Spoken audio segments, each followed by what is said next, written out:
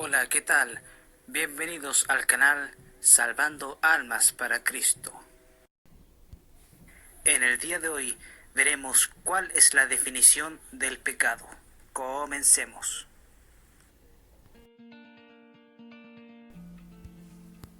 El pecado es descrito en la Biblia como la transgresión a la ley de Dios, 1 de Juan 3, verso 4, y rebelión contra Dios, Deuteronomio 9:7, Josué 1:18. El pecado tuvo su origen con Lucifer, el lucero, hijo de la mañana, el más hermoso y poderoso de los ángeles. No contento con ser todo esto, el deseo ser semejante al Dios Altísimo. Esa fue su caída y el inicio del pecado. Isaías 14, versos 12 y 15.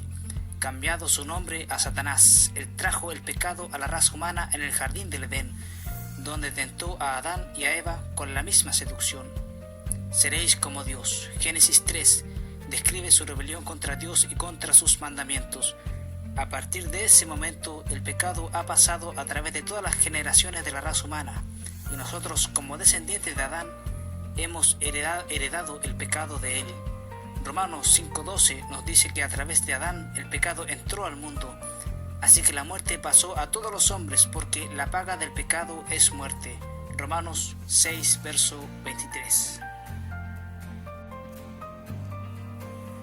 A través de Adán, la heredada inclinación al pecado entró en la raza humana y los seres humanos se volvieron pecadores por naturaleza. Cuando Adán pecó, su naturaleza interior fue transformada por su pecado de rebelión, acarreándole la muerte espiritual y la depravación, la cual pasaría a todos aquellos que fueran después de él. Los humanos se volvieron pecadores, no porque ellos hayan pecado. Ellos pecaron porque eran pecadores. Esta es la condición conocida como la herencia del pecado. Así como heredamos características físicas de nuestros padres, así también heredamos nuestra naturaleza pecaminosa de Adán. El rey David lamentaba esta condición de la naturaleza humana caída en el Salmo 51, verso 5. He aquí, en maldad he sido formado, y en pecado me concibió mi madre.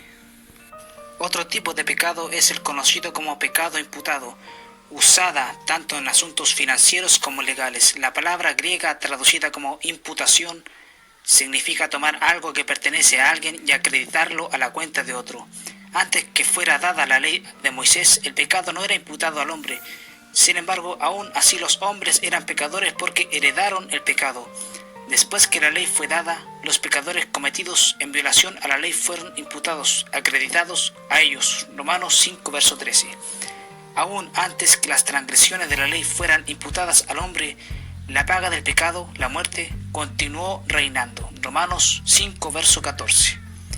Todos los humanos, desde Adán hasta Moisés, estuvieron sujetos a muerte, no por sus acciones pecaminosas contra la ley mosaico, la cual aún no tenían, sino por su propia y heredada naturaleza pecaminosa. Después de Moisés, los humanos estuvieron sujetos a muerte tanto por el pecado heredado de Adán, como por el pecado imputado por violar las leyes de Dios. Dios usó este principio de imputación para beneficio de la raza humana, cuando Él imputó el pecado de los creyentes a la cuenta de Jesucristo, quien pagó la pena por el pecado, la muerte, en la cruz. Imputando nuestro pecado a Jesús, Dios lo trató como si Él fuera un pecador, aunque Él nunca lo fue, y lo hizo morir por los pecados de todos aquellos que creyeran en Él. Es importante entender que el pecado fue imputado a Él, por Él, no lo heredó de Adán. Él sufrió el pago por el pecado, pero Él nunca fue un pecador. Su naturaleza pura y perfecta no fue tocada por el pecado. Él fue tratado como si hubiera sido culpable de todos los pecadores que se han cometido por todos los que creerían. Aun cuando Él no cometió ninguno, en cambio Dios imputó la justicia de Cristo a los creyentes y acreditó a nuestras cuentas su justicia, al igual que Él le acreditó nuestros pecados a la cuenta de Cristo. 2 Corintios 5, verso 21. El pecado personal es aquel que es cometido día tras día por el ser humano, por haber heredado la naturaleza pecaminosa de Adán. Cometemos pecados individuales y personales. Todos ellos, desde la aparentemente inocente mentirilla hasta el homicidio. Aquellos que no han puesto su fe en Jesucristo deben pagar por el castigo por estos pecados personales, así como el imputado pecado de herencia. Sin embargo, los creyentes han sido liberados de la condenación eterna del pecado, el infierno y la muerte espiritual.